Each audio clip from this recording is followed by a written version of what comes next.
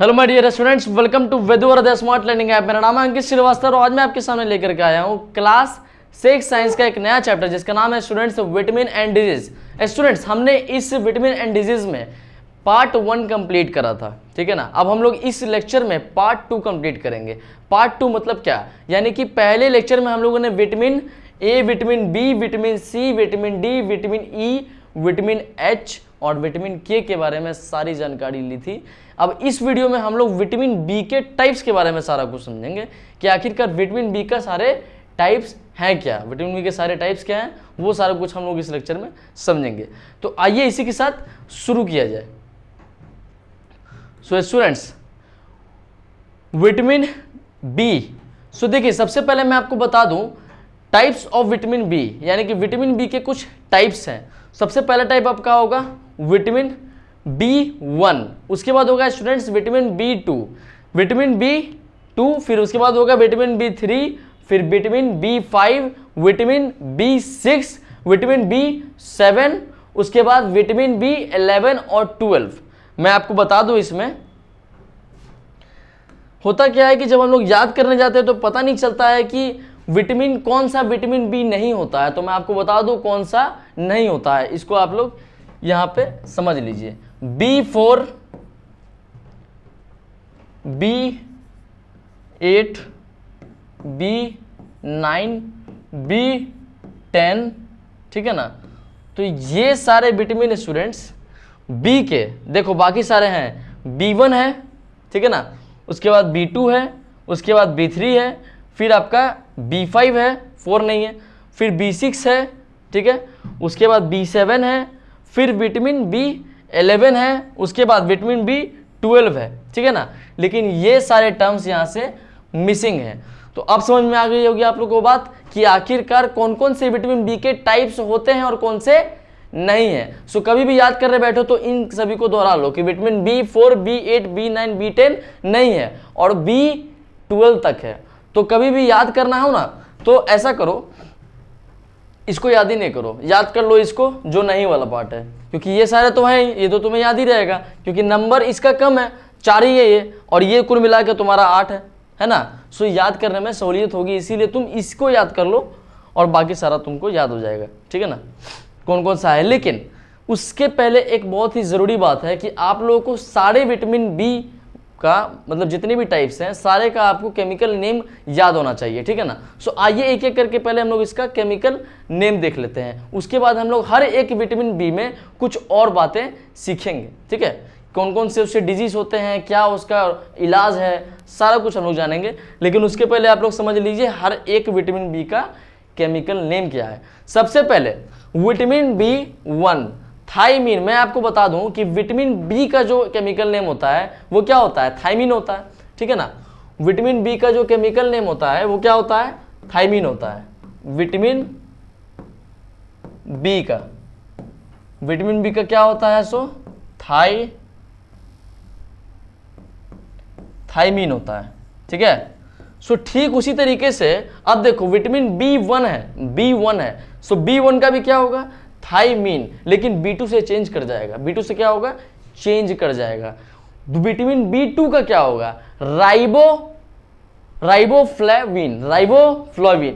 देखो क्या है, राइबोफ्लेविन, यानी कि विटामिन B2 का क्या होगा, राइबोफ्लेविन। उसके बाद विटामिन B3 का हो जाएगा नाइसिन। क्या होगा, नाइसिन। एक एक करके इसको सिर्फ पढ़ लो, याद करने का काम मैं पूरा करा दूंगा, ठीक है। सबसे पहले तुम समझ लो विटामिन B1 का क्या होगा, थायमीन होगा। B2 का क्या होगा, राइबोफ्लेविन होगा, उसके बाद B3 का होगा नाइसिन, ठीक है ना। उसके बाद B5 का क्या होगा, B4 तो है नहीं हमारा, देखो B4 तो नहीं, गायब है यहां से। B5, अच्छा बताओ पॉलीगॉन में पेंटागोन आता है। उसके बाद सो विटामिन B5 को याद करने का तरीका, पेंटो, सो इसको पकड़ लो, पेंटोथेनिक एसिड। क्या होगा, P5 का पेंटोथेनिक एसिड, ठीक है। उसके बाद B6 पायरोडेक्सिन। अब देखो हेक्सेन भी आता है, सो वहां से तुम्हारा ये एक्स वाला पार्ट क्लियर हो गया ना, मतलब कि 6 कभी भी याद आएगा तो पायरोडेक्सिन तुम ऐसे याद कर सकते हो। उसके बाद B7, अब मैं बता दूं आपको कि B7 को ही क्या बोलेंगे, B7 को ही हम लोग यहां पे बोलते हैं विटामिन B7 को हम लोग यहां पे बोलते हैं विटामिन H। क्या बोलेंगे?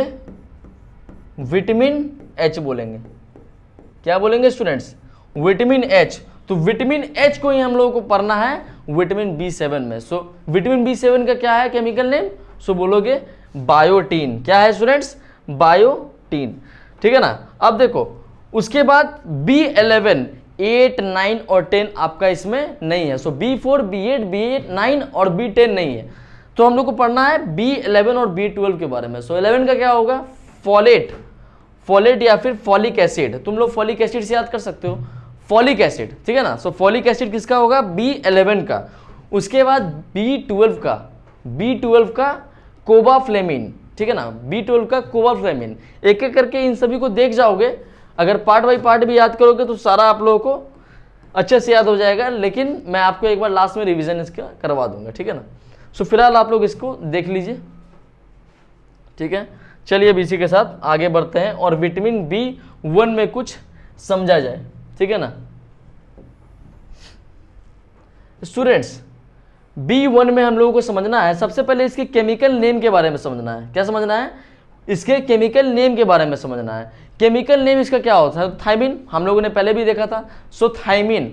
उसके बाद डिजीज कौन सी होती है इससे? इसके डिजीज कौन सी होती है? सो बेड़ी बेड़ी होती है। ठीक है ना, बेड़ी बेड़ी। अब आप लोगों को यहाँ पे एक पिक्चर दिया हुआ है जिसमें कि ड्राई बेड़ी बेड़ी नाम की डिजीज का पूरा अच्छे तरीके से पिक्चर दिया हुआ है और आप समझ सकते हैं कि ये किस तरीके का रोग होता है। ठीक है ना, मैं आपको समझाऊंगा। ठीक है ना, लेकिन उसके पहले एक ये समझ लिया जाए कि इस रोग से निपटने का क्या क्या फूड सोर्स है, यानी कि कौन कौन सा फूड आप खाओगे जिसकी वजह से आपको बेड़ी बेड़ी का सामना नहीं करना पड़ेगा, यानी कि बेड़ी बेड़ी रोग का सामना नहीं करना पड़ेगा। सो सबसे पहले आइए शुरू करते हैं। So students, breakfast cereals, breakfast cereals यानी कि आप लोगों को नाश्ते में जो अनाज खाते हैं ना, कि कॉर्नफ्लेक्स वगैरह हो गया। ठीक है ना, जैसे कि कॉर्नफ्लेक्स बोलो, कॉर्नफ्लेक्स। बहुत टीवी में एडवर्टाइजमेंट आता है ना कॉर्नफ्लेक्स का, है ना, कॉर्नफ्लेक्स। सो उसको दूध में डाल के खाते हैं, तो वही हो गया आपका ब्रेकफास्ट सीरियल्स। उसके बाद पॉर्क, यानी कि ये बीफ है ना। उसके बाद हो गया फिश। सो ब्रेकफास्ट सीरियल्स हो गया, पॉर्क हो गया, फिर फिश। मैं आपको बता दूं स्टूडेंट्स, अगर विटामिन बी के बीमारी से आपको बचना है, यानी कि बेड़ी बेड़ी से बचना है, सो आपको नॉन वेजिटेरियन बनना पड़ेगा। और नॉन वेजिटेरियन माने कि तुम अगर जितना ज़्यादा मांस मछली खाओगे तुम इस रोग से दूर हो। क्या हो? दूर हो। सो एक ही इंसान, एक ही टाइप का इंसान इससे दूर, इसको दूर कर सकता है इस बीमारी को, जो कि क्या है? नॉन वेजिटेरियन है। क्या है? Non vegetarian. ठीक है, क्लियर? सो विटामिन बी का इलाज नॉन वेजिटेरियन बन जाओ। ठीक है, उसके बाद कुछ यहाँ पे बीन्स दिए हैं, लेंटिल्स दिए हुए हैं, फिर ग्रीन पीज, हरा मटर, उसके बाद इंडिज सीरियल्स, फिर ब्रेड्स, ब्रेड्स हो गए, फिर कुछ अनाज हो गए, फिर सनफ्लावर सीड्स, सूर्यमुखी के सीड्स, उसके बाद योगर्ट, ये आपके क्रीमी लेयर होता है ना दूध का, वही होता है योगर्ट। ठीक है ना। अब आइए इस डिजीज के बारे में बात करते हैं। आप देख सकते हैं कि इस डिजीज में आपको बोलने में प्रॉब्लम होगा। सबसे पहले तो मैं बता दूं कि बेड़ी बेड़ी जो होता है आपके पूरे बॉडी में फैल जाएगा और रेड रेड स्पॉट टाइप का आपके पूरे बॉडी में जनरेट कर देगा। ठीक है ना। अब देखिए, सबसे पहले ये आपको कैसे कैसे तोड़ेगा, आपको बोलने में रोकेगा। आपका एक बात बताओ मुझे, अगर पूरे शरीर में आपका वो रेड स्पॉट फैल गया तो काफ़ी ईचिंग होगी, आपको किसी काम में मन नहीं लगेगा। उसके बाद आपको हर एक चीज़ में कन्फ्यूजन क्रिएट होगा। क्या होगा? कन्फ्यूजन होगा। उसके बाद क्या होगा? ये देखो पूरा सिकुड़ जा रहा है ना, ये देखो, ये जो आदमी है, क्या आपको स्वस्थ लग रहा है? पूरा सिकुड़ा हुआ है, इसकी मौत बहुत नज़दीक है। ठीक है ना। उसके बाद देखो, loss of tendon reflexes. Tendon क्या होता है स्टूडेंट्स? टेंडन क्या होता है? ये देखो, मांसपेशियों में आपके रिफ्लेक्शन नहीं हो पाएगा, यानी कि मांसपेशियों में जो ऐसा पैर है, ये देखो, ये पाँव है जो इस तरीके का बनाया गया है, यहाँ से मूवमेंट होता है ना। हम लोग के पैर का मूवमेंट कहाँ से होता है? इसी से होता है ना। तो यहाँ से आपका रिफ्लेक्शन, ये मान लो कि ये हाथ है तो ये जॉइंट है, इसी से ना, इसी के अलॉन्ग ना घूम रहा है ये, और इसी तरीके से पैर है तो पाँव क्या होगा, वो रिफ्लेक्शन नहीं क्रिएट कर पाएगा, ठीक है। सो यहाँ पे लॉस ऑफ रिफ्लेक्शंस का भी आपको सामना करना पड़ेगा, ठीक है। उसके बाद न्यूमनेस इन फीट, यानी कि एकदम झंझनाहट होता है ना कभी कभी, सो उस तरीके का आपको महसूस होगा और पल पल महसूस होगा, ठीक है। उसके बाद फुट ड्रॉप, ये देखो इसका पाँव कैसा हो गया, देख लो पूरा सिकुड़ गया एकदम और बहुत ही अजीब तरीके से यहाँ पे हो गया। तो ये रहा आपका ओवरऑल बेरी बेरी नाम के रोग का इतना भयानक इम्पैक्ट एक ह्यूमन बॉडी पे, ठीक है ना। सो कंफ्यूजन, इनएबिलिटी टू स्पीक, उसके बाद देखो रिस्ट ड्रॉप है, फिर ग्रेट वीकनेस, वीकनेस तो रहेगी ना, इसको देख के तुम कौन नहीं बोलेगा कि इतना ज़्यादा वीक आदमी है। सो वीकनेस आपको होनी है, ठीक है। तो आप कंफ्यूजन के शिकार होइएगा, फिर इनएबिलिटी टू स्पीक, आपको बोलने में प्रॉब्लम होगा, उसके बाद रिस्ट ड्रॉप, फिर ग्रेट वीकनेस, बहुत वीकनेस आएगी, आपके जो जॉइंट्स होंगे सही तरीके से रिफ्लेक्स एक्शन प्रोड्यूस नहीं कर पाएंगे। उसके बाद आपको इमैकुलेशन होगा, यानी कि पूरा ये जो आपके चेस्ट का जो पार्ट है वो पूरा सिकुड़ जाएगा, अजीब तरीके से हो जाएगा, ठीक है ना। सो नॉन वेजिटेरियन बनो अगर बेरी बेरी नाम के रोग को भगाना है तो, ठीक है। अब देखो स्टूडेंट्स, हम लोगों ने B1 की बात कर ली, हम लोग बात करेंगे B2 के बारे में, ठीक है। B2 के बारे में सबसे पहले इसका केमिकल नेम जान लेते हैं। इसका केमिकल नेम होता है राइबोफ्लेविन, ठीक है। राइबोफ्लेविन, जैसे कि राइबो, आपके यहां पे क्या लिखा है, राइबोफ्लेविन, क्या लिखा है स्टूडेंट्स, राइबोफ्लेविन, ये हो गया इसका केमिकल नेम, ठीक है ना। अब इससे डिजीज कौन कौन सी होती है, यानी कि इस B2 के कमी से कौन कौन सी डिजीज का सामना करना पड़ेगा। सो ये आपका स्किन डिसऑर्डर। अब मैं आपको बता दूं कि मैं इस राइबोफ्लेविन को स्किन डिसऑर्डर से कैसे कनेक्ट करूंगा। अच्छा एक बात बताओ, जब इम्प्रॉपर आपके ब्लड का सर्कुलेशन होगा, यानी कि मान लो ये एक ह्यूमन बॉडी है, बॉक्स के जरिए ही समझो, ठीक है ना, मान लो ये एक ह्यूमन बॉडी है, इसमें क्या होगा, जो ब्लड होगा ना, जो ब्लड होगा कहीं कहीं पे इसके पैचेस जम जाएंगे कुछ इस तरीके से, ठीक है, इस तरीके से पैचेस जम जाएंगे। मतलब तुम समझ पा रहे हो कि जो ब्लड का सर्कुलेशन हो रहा है वो काफी अनयूनिफॉर्म हो रहा है, काफी इधर उधर हो रहा है, मतलब एक पूरे फ्लो में नहीं जा पा रहा है, वो अनयूनिफॉर्म हो रहा है, ठीक है। सो ये हुआ आपका राइबोफ्लेविन, यानी कि ब्लड का सर्कुलेशन आपके प्रॉपरली नहीं हो रहा है, ठीक है ना। अब देखो इसका मतलब क्या, आपका जो आरबीसी काउंट है वो क्या हो रहा है, आपका घट रहा है कहीं कहीं पे, या फिर कहीं पे ज्यादा हो जा रहा है, क्या हो रहा है, ज्यादा हो जा रहा है। सो ये नॉन यूनिफॉर्म है, ठीक है, मतलब एक तरीके से ये कांस्टेंट नहीं है, मतलब बहुत ही इधर उधर तरीके से चल रहा है। सो इसका डिजीज कौन सा हो जाएगा, स्किन डिसऑर्डर, और एक हाइपरेमिया नाम की आपको बीमारी हो जाएगी। हाइपरेमिया, हाइपरेमिया क्या है, एक्सेस ब्लड सर्कुलेशन, मैंने कहा ना आपसे, एक्सेस ब्लड सर्कुलेशन, यानी कि किसी बॉडी पार्ट में ब्लड सर्कुलेशन जो होगा बहुत ही ज्यादा हो जाएगा, जिसके वजह से आपका जो बॉडी होगा वो कुछ इन टाइप के रोग का सामना करना पड़ेगा उस बॉडी को, ठीक है ना। ये देखो इन महिला के चिक्स पे क्या है, पूरा एक रेड स्पॉट जमा हुआ है, ठीक है। सो ये इसी का नतीजा है, ये जो हाइपरेमिया है ना, ये इसी का नतीजा है, मतलब कि इर्रेगुलर सर्कुलेशन ऑफ ब्लड, ठीक है, या फिर एक्सेस सर्कुलेशन, समझ में आया, एक्सेस ब्लड सर्कुलेशन। अब देखो इससे एक और बीमारी होती है, हेयर लॉस। कुछ लोग गंजे हो जाते हैं, तो गंजे क्यों हो रहे हैं, सो वो विटामिन B2 के कमी से उनका जो बाल है वो चला जा रहा है, ठीक है। उसके बाद देखो रिप्रोडक्टिव प्रॉब्लम्स, यानी कि आप लोगों को रिप्रोडक्टिव प्रॉब्लम्स का सामना करना पड़ सकता है, तो विटामिन B2 को बढ़ाइए और इन सभी रोगों को भगाइए, समझ गए, विटामिन B2 को बढ़ाना है और इन सभी को भगाना है। अब देखो best source of vitamin B2, अब विटामिन B2 का मतलब हम लोग कैसे बढ़ाएंगे, हम लोग तो ऐसे अंतर्यामी है नहीं कि ऐसे धूप में गए जादू जादू हो गया और ये बढ़ गया, नहीं। इसको बढ़ाने का एक तरीका है, वो क्या है, आप डेयरी मिल्क खाइए, बहुत पसंद होता है बहुत लोगों को, डेयरी मिल्क खाइए, उसके बाद योगर्ट खाइए, जैसे कि मैंने अभी आपको B1 में भी बोला था योगर्ट के लिए, ठीक है ना। उसके बाद चीज हो गया, एग्स हो गए, फिर लीन बीफ और पोर्क, ठीक है। सो ये सभी चीजें अगर आप खाओगे तो आपको बहुत ही विटामिन B2 को बढ़ाने में सफलता प्राप्त हो जाएगी, ठीक है ना। उसके बाद ऑर्गेनिक मीट्स जैसे कि बीफ का हो गया या फिर रेड मीट आप खा सकते हो इसके लिए, ठीक है ना। तो B2 को जब बढ़ाना है तो इन सभी फूड्स का सेवन करना ज़रूरी है। सबसे पहले डेयरी मिल्क, उसके बाद नॉनवेज में आ जाओ, चलो बीफ या पोर्क, उसके बाद फिर मीट हो गया, ठीक है, फिर एग हो गया। एग वैसे कुछ लोग बोलते हैं वेजिटेरियन है, कुछ लोग बोलते हैं ये नॉन वेज है, मतलब ये फिक्स भी नहीं है, छोड़ो। उसके बाद चीज़ हो गया, फिर योगर्ट हो गया। डेयरी प्रोडक्ट्स पे यहाँ पे काम करना है, ठीक है ना, डेयरी प्रोडक्ट्स और नॉनवेज, ठीक है, इन दो चीज़ों पे आप लोगों को काम करना है। सो डेयरी प्रोडक्ट्स मैं लिख देता हूँ यहाँ पर एक बार,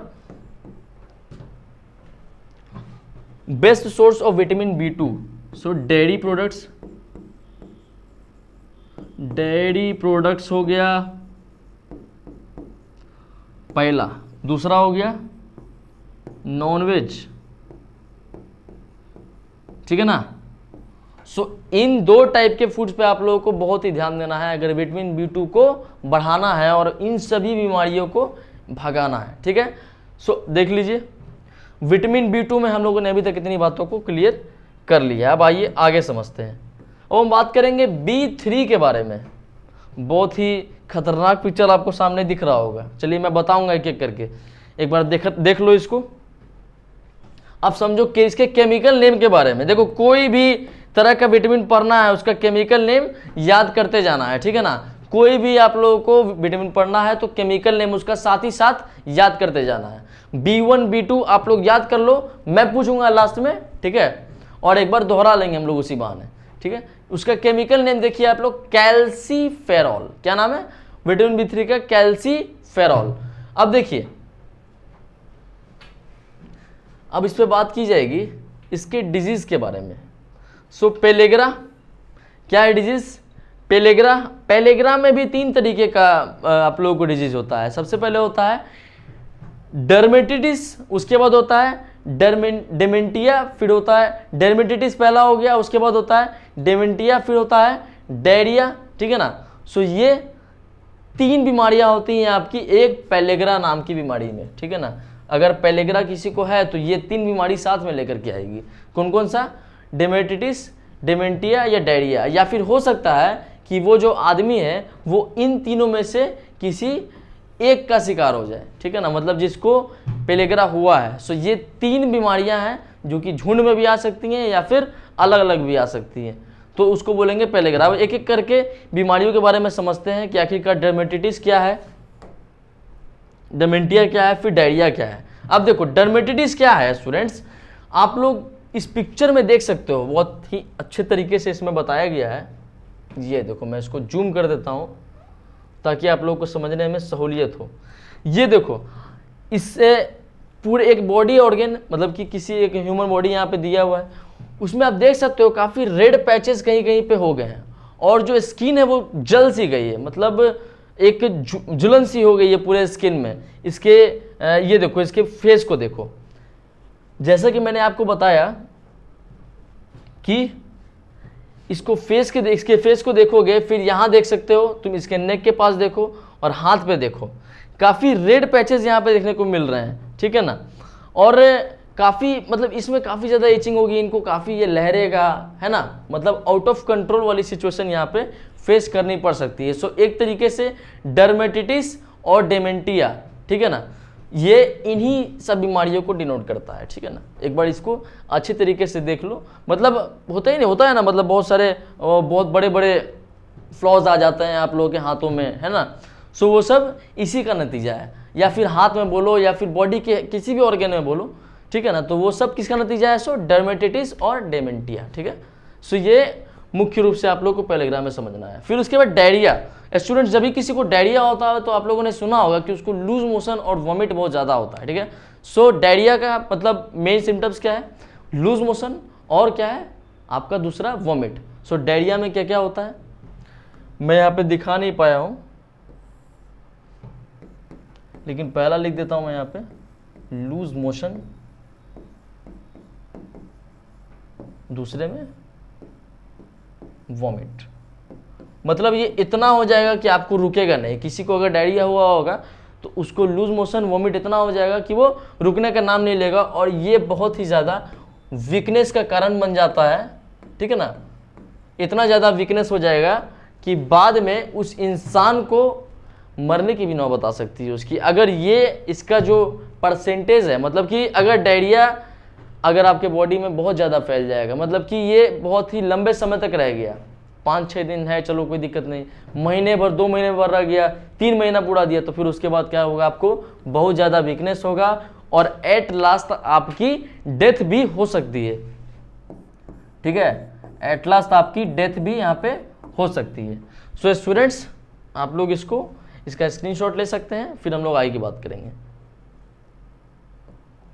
चलिए, सो अभी तक हम लोगों ने कुछ बीमारियां इसमें पढ़ी हैं, किसमें, विटामिन B3 में। अब देखिए इससे बचने का मेन कुछ यहाँ पे फूड सोर्स दिया गया है, ये उसको एक बार समझ लेते हैं।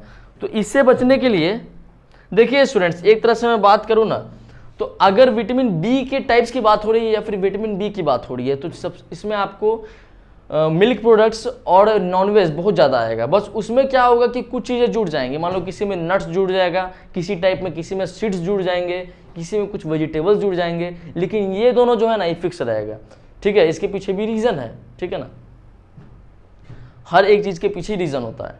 देखो रेड मीट, अब देखो फिर वही आ गया, सर बोलोगे तुम सर पिछला वाला फिर रिपीट कर रहे हो, नहीं, जितने भी टाइप्स है इसके सब में उसी तरीके से लेकर के चलना है। मतलब नॉनवेज आपका मुख्य रूप से, जो लोग नॉन वेजिटेरियन नहीं है, जो वेजिटेरियन है, उनको तो भाई बीमारी होनी है। उसके बाद फिर रेड मीट के बाद फिर पोल्ट्री प्रोडक्ट्स, ठीक है। उसके बाद फिर फिश हो गया, फिर ब्राउन राइस एक आता है स्टूडेंट्स, ठीक है ना। उसके बाद फोर्टिफाइड सीरियल्स एंड ब्रेड्स, फिर हो गया आपका नट्स और सीड। देखो यहाँ पे यहाँ पर आपका नट्स एंड सीड्स यहाँ पे अलग से जुड़ गया, ये आपको नट मैं यहाँ लिख देता हूं, ये देखो नट्स या फिर सीड्स, ठीक है ना। सो नट और सीड यहाँ पे आपका एक्स्ट्रा जुड़ गया और एक ब्रेड भी जुड़ गया। मतलब ओवरऑल बात करोगे तो डेयरी प्रोडक्ट्स और नॉनवेज यहाँ पे कांस्टेंट है, लेकिन कुछ चीज़ें यहाँ पे बदली। सो नट्स और सीड्स, तो इसको आप लोग इस तरीके से याद कर सकते हो, ठीक है ना। सिर्फ कॉमन को एक साइड कर दो और जो अलग से आ रहा है उसको तुम साथ में कर दो, तो फिर तुम्हारा याद करने में तुमको बहुत सहूलियत होगा। अब देखो, अब हम लोग बात करेंगे विटामिन B5 के बारे में, क्योंकि B4 होता नहीं है, अब हम लोग B5 पे बात करेंगे। तो इसका केमिकल नेम क्या है स्टूडेंट्स, पेंटोथेनिक एसिड। क्या है, पेंटोथेनिक एसिड। मैंने आपको जब पीछे भी आपको बताया था B5 के बारे में, तो मैंने आपको बोला कि पॉलीगॉन को याद करो, उसका 5 साइड क्या कहलाता है, पेंटागोन, है ना। सो उसी तरीके से पेंटो क्या है, पेंटोथेनिक एसिड, ये देखो पेंटो ले लो इसका, पेंटो, ठीक है ना। सो पेंटोथेनिक एसिड इसका केमिकल नेम हो गया, याद करने में कोई कंफ्यूजन नहीं होगा। अब देखो डिजीज इससे कौन कौन सी होती हैं। सो ये देखो एक यहाँ पे दी हुई है हंटिंगटन्स डिजीज, जिसका मतलब होता है progressive breakdown of nerve cell. अब इसमें स्टूडेंट्स क्या होता है, ये जो आपके सामने हंटिंगटन्स डिजीज दी हुई है, क्या लिख दी हुई है, हंटिंगटन्स डिजीज। उसका प्रोनाउंसिएशन करने में थोड़ा आप लोगों को शायद डिफिकल्टीज आ सकता है, लेकिन इसको समझना है, इसको तोड़ के समझो, हंटिंगटन्स डिजीज, ठीक है, जिसका मतलब होता है progressive breakdown of nerve cell. इसमें क्या होगा कि आपका जो नर्व सेल होगा वो बहुत ही अच्छी तरीके से टूटते जाएगा, जिसका रिजल्ट आप लोगों को बहुत ही भयावह देखने को मिलेगा, समझ गए। अब देखिए हम लोग इस डिजीज पे बात करेंगे, अच्छे से बात करेंगे, लेकिन उसके पहले समझ लो कि विटामिन B5 को कैसे भगाया जाए। B5 तो मान लो किसी को B5 को कैसे भगाया जाए, नहीं इसके डिजीज को कैसे भगाया जाए, ठीक है, यानी कि हंटिंगटन्स डिजीज को कैसे भगाना है। तो उसके लिए आप लोगों को कुछ यहाँ पे मेन विटामिन B5 से जुड़े हुए कुछ फूड सोर्सेज का सेवन करना पड़ेगा, समझ गए। सो फोर्टिफाइड सीरियल्स, ऑर्गेनिक, देखो मीट, चिकन, बीफ आ गया, फिर से अब यहाँ पे देखो मशरूम जुड़ गया एक्स्ट्रा, देखो मशरूम यहाँ पे एक्स्ट्रा जुड़ गया है, मशरूम जुड़ गया, एवोकाडो ये एक तरह का फ्रूट होता है। उसके बाद नट्स सीड्स, देखो ये जुड़ गया ना एक्स्ट्रा। डेयरी मिल्क आपके किस में था, B2 में, B2 में था ना आपके डेयरी मिल्क।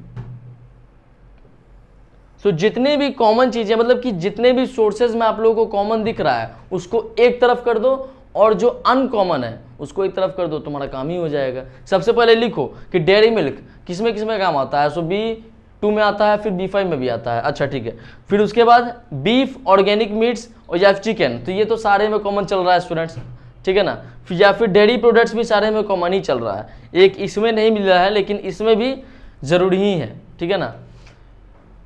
उसके बाद देखो अब हम लोग बात करेंगे इस डिजीज के बारे में, ठीक है। ये देखो, ये जो हंटिंगटन्स डिजीज है उसको यहाँ पे बहुत अच्छे तरीके से समझाया गया, आप लोग इसको कृपया कर बहुत ध्यान से समझिएगा, ठीक है ना। ये आपके पोस्टीरियर ब्रेन का पार्ट है, ठीक है ना। मैंने ब्रेन का भी एक वीडियो बनाया था, आप लोग पोस्टीरियर ब्रेन क्या होता है, मिडिल ब्रेन क्या होता है, फोर ब्रेन क्या होता है, वो आप लोग उसमें जा करके सही से समझ सकते हो। या फिर ब्रेन के कितने टाइप्स होते हैं, कितने पार्ट्स होते हैं ब्रेन में, मतलब फोर ब्रेन में कितने टाइप्स हैं, मिड ब्रेन में कितने हैं, पोस्टीरियर ब्रेन में कितने हैं, वो सारा कुछ आप लोगों को उसके लिए बहुत ही शानदार वीडियो बनाया हुआ है, आप लोग उसको जा करके उसमें देख सकते हो, ठीक है ना। अब देखो स्टूडेंट्स, इसमें बताया गया है एक तरफ नॉर्मल ब्रेन को रखा गया और दूसरी तरफ हंटिंगटन्स ब्रेन डिजीज वाले ब्रेन को यहाँ पे रखा गया है। सो ये हो गया नंबर 1 और वो है आपका नंबर 2। अब देखो इसमें क्या हो रहा है, ये जो फ्रंटल हॉर्न्स हैं, ये जो फ्रंटल हॉर्न्स के हैं लैटरल वेंट्रिकल्स के, किसके, लैटरल वेंट्रिकल्स के, ये जो फ्रंटल हॉर्न्स है कुछ इस शेप में जो है, इसमें साइज देखो इनका, इसमें साइज बहुत ही नॉर्मल है। लेकिन होता क्या है कि जब हंटिंगटन्स डिजीज होता है तो उसका साइज जो होता है ना वो अपने आप एक्सपेंड हो जाता है, जिसके वजह से आप लोगों को बहुत ही ज़्यादा सर दर्द का सामना करना पड़ेगा, काफ़ी ज़्यादा वीकनेस हो जाएगा, बहुत ही कन्फ्यूज़न हो जाएगा, ऐसा लगेगा कि अब सर फोड़ ले, उस तरीके का यहाँ पे सिचुएशन आ जाता है, समझ गए। अब तुम्हारा दिमाग सही से काम नहीं करेगा, तुम पढ़ाई कर रहे हो तो पढ़ाई में कमज़ोर हो जाओगे, तुम्हारा IQ पावर कमज़ोर हो जाएगा, तुमको याद रखने की तुम्हारी क्षमता कम हो जाएगी। तो इसमें काफ़ी सारा आप लोगों के बॉडी पे इम्पैक्ट होता है, ठीक है। सो हंटिंगटन्स डिजीज वाले ब्रेन की बात की जाए तो ये देखो, तुम फ्रंटल हॉर्न्स को देखो यहाँ पे, ये साइज का साइज देखो, इसका साइज और ये देखो इसका साइज देखो, दोनों में बहुत ही ज़्यादा अंतर है। ये इतना ज़्यादा एक्सपैंड हो गया है, तो इसके वजह से मैंने आप लोगों को बताया कि आप लोगों को कन्फ्यूज़न हो जाएगा, फिर IQ लेवल कमज़ोर हो जाएगा, फिर आपका बॉडी सही से वर्क नहीं करेगा, आप लोग वीक होने लगोगे, बहुत ही ज़्यादा इससे भी आप लोगों को बीमारियों का से जूझना पड़ेगा, ठीक है। सो हंटिंगटन डिजीज वाले ब्रेन को आपने समझ लिया। अब हम बात करेंगे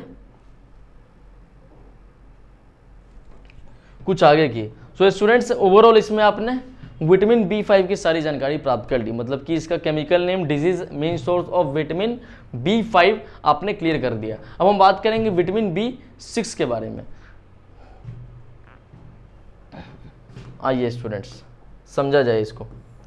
विटामिन B6 सबसे पहले मैंने आपको बताया केमिकल नेम याद करने का बहुत ही शानदार तरीका, पॉलीगॉन था, पेंट आपके B5 वाले में क्या था, पेंटो, है ना। सो हम लोगों ने उसका नाम कुछ इस तरीके से दिया था, है ना। ये देखो पेंटोथेनिक एसिड, है ना। अब देखो इसमें क्या है, पॉलीगॉन में 6 साइड, अच्छा तो हेक्सेन, तो हेक्सेन का क्या आ जाएगा, X। सो अगर हेक्सेन का X आ जाएगा तो पायरिडॉक्सिन, यानी कि पायरिडॉक्सिन हो जाएगा इसका केमिकल नेम। सो याद करने में सहूलियत है, सो पायरिडॉक्सिन हो गया इसका केमिकल नेम। अब बात करेंगे इसमें हम लोग डिजीज के बारे में यानी कि विटामिन B6 के कमी से कौन कौन से बीमारियों का आप लोगों को सामना करना पड़ सकता है, ठीक है।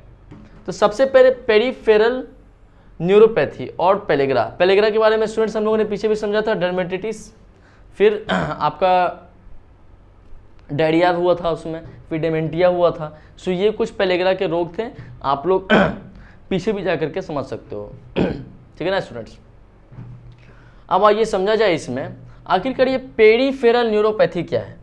पेरिफेरल न्यूरोपैथी क्या है भाई, देखो होता क्या है ना स्टूडेंट्स, जितने भी आप, इतना बात आपको पता है कि जो नर्व सेल्स हैं पूरे बॉडी में फैले हुए हैं आपके, ठीक है। अब होता क्या है कि इस बीमारी में कि वो बीमारी आपके नर्व सेल को डैमेज कर देती है कुछ इस तरीके से। ये देखो डैमेज नर्व, क्या है ये, डैमेज नर्व। अब एक बात समझ जाओ, जब इतना समझ जाओ कि तुम्हारे बॉडी में एक एक सिग्नल अगर कहीं से आता है ना, तो वो सारे आपके नर्व सेल का कमाल है, नर्व सेल का कमाल, और उसका यूनिट क्या होता है, न्यूरॉन। सो पूरे बॉडी में आपके न्यूरॉन फैला हुआ है, तो अगर किसी भी पार्ट को प्रोसेसिंग करना है, पैर को ऐसे चलाना है, हाथ को ऐसे घुमाना है, तो ब्रेन आपको सिग्नल देगा। ये क्या ब्रेन देगा, आप समझ जाओ, न्यूरॉन एक तरह का आपका वायर है, ये क्या करेगा, सिग्नल देगा, सिग्नल देगा, बोलेगा कि तुम जाओ और पैर को हिलाओ, ठीक है। उसके बाद सर को ऐसे घुमाना है, तो फिर न्यूरॉन के थ्रू क्या करेगा, ब्रेन सिग्नल देगा। तो होता क्या है इस बीमारी में स्टूडेंट्स, पेरिफेरल न्यूरोपैथी के बीमारी में आपका जो नर्व सेल होता है ना, वही डैमेज हो जाता है। इसके वजह से, उसके वजह से क्या होता है कि जिस जिस पार्ट पे डैमेज हुआ आपका ब्लड फ्लो रुकेगा, रुकेगा ना। सो देख लो, डैमेज नर्व की वजह से, ये हो गया आपका डैमेज नर्व, उसकी वजह से क्या होगा, ब्लड फ्लो रुक जाएगा, ठीक है। ब्लड फ्लो आपका कम हो जाएगा, ठीक है। अब देखो ब्लड फ्लो कम हो गया है, फिर नर्व सेल डैमेज है, तो क्या पार्ट वो काम करेगा, जो प्रॉपर्ली काम कर रहा था वो काम सही से नहीं करेगा। मान लो कि पैर ही आपका मूवमेंट कर रहा था, वो पहले जैसे कर रहा था वो अभी नहीं कर पाएगा, क्योंकि उसका नर्व सेल ही डैमेज हो गया है। सो इस पिक्चर में आपको दिखाया गया है कि कैसे नॉर्मल कंडीशंस में बॉडी मूवमेंट करेगी और कैसे डिजीज वाले कंडीशन में करेगी। सो इसमें ब्लड वेजल को शो किया गया है स्टूडेंट्स। देखिए ये आपका एक ब्लड वेजल है, ठीक है ना, जिसमें से कि कुछ नर्व्स यहाँ पे हैं। अब हुआ क्या है कि इस नर्व्स को डैमेज कर दिया गया है। कैसे डैमेज किया गया है, इस पेरिफेरल न्यूरोपैथी नाम की बीमारी हो गई है इस पर्टिकुलर इंसान को, ठीक है ना। तो देखो यहाँ पे नर्व देखो कुछ इस तरीके से है, यहाँ है, यहाँ है, यहाँ है ना, पूरे एरिया में फैला हुआ है। लेकिन इसमें देखो ये पूरा कट गया है, जिसकी वजह से क्या होगा, वहाँ पे उस पर्टिकुलर पार्ट के फंक्शनिंग में प्रॉब्लम आएगा, ठीक है ना। और इतना बात समझ जाओ, अगर एक पार्ट में प्रॉब्लम आया तो धीरे धीरे फंगस के तरह वो पूरे बॉडी में फैल जाएगा। तो अच्छा यही होगा कि अगर ये बीमारी होती है तो प्रॉपर ट्रीटमेंट कराइए, ठीक है ना, समय रहते, क्योंकि अगर समय रहते ट्रीटमेंट नहीं कराओगे तो तुम्हारा ट्रीटमेंट कोई और कर देगा, है ना। समय रहते ट्रीटमेंट नहीं कराओगे तो ट्रीटमेंट कोई और कर देगा, ठीक है। चलिए अब समझना है कि इससे बचने के क्या क्या उपाय हैं, ठीक है ना। बीमारी कैसी है समझ में आया। ये देखो nerve stable when blood vessel disappear. अब देखो होता क्या है ना कि जब इस तरीके का आप लोगों को नर्व सेल कट गया, वहाँ से नर्व सेल डैमेज हो गया, तो सीधी सी बात है कि ब्लड फ्लो करता है वो आपका वहाँ पे रुक जाएगा और ब्लड वेजल कट जाएगा। तो फिर जिसके वजह से उस पर्टिकुलर एरिया में ब्लड नहीं जा पाएगा, जिससे आप लोगों को एट लास्ट पैरालाइसिस नाम का भी बीमारी का सामना कर पड़ सकता है, ठीक है ना। पैरालिसिस, स्पेलिंग पे नहीं जाना, समझना, पैरालिसिस नाम की बीमारी का आप लोगों को सामना करना पड़ सकता है, ठीक है ना। अब देखिए इसके कुछ मेन सोर्स है स्टूडेंट्स विटामिन B6 के, plant oil, sunflower, soya corn and olive oil. फिर शीट नहीं होना चाहिए, यहाँ पे वीट होना चाहिए, वीट जर्म, ठीक है ना। वीट जर्म क्या होते हैं, मतलब कि जो अनाज में जर्म लगते हैं, कीड़े मकोड़े, ठीक है। सो ये सब कुछ इनका मेन सोर्स है। सो विटामिन B6 का मेन सोर्स क्या है, प्लांट ऑयल, सनफ्लावर, सोया कॉर्न और ऑलिव ऑयल। फिर आपका वीट जर्म, ठीक है। मेन समझ के चलो, इसमें जो ऑयल है, ऑयल का सेवन करो अच्छे से, विटामिन B6 को दूर करो, ठीक है। तो इतनी बातें हो गई B6 में। सो स्टूडेंट्स हम लोग आज यहीं पे रहने देते हैं, फिर हम लोग नेक्स्ट वीडियो में बात करेंगे इसके आगे की विटामिन में, ठीक है ना। सो आज यहीं पे स्टॉप करते हैं। Bye bye, take care and thank you so much.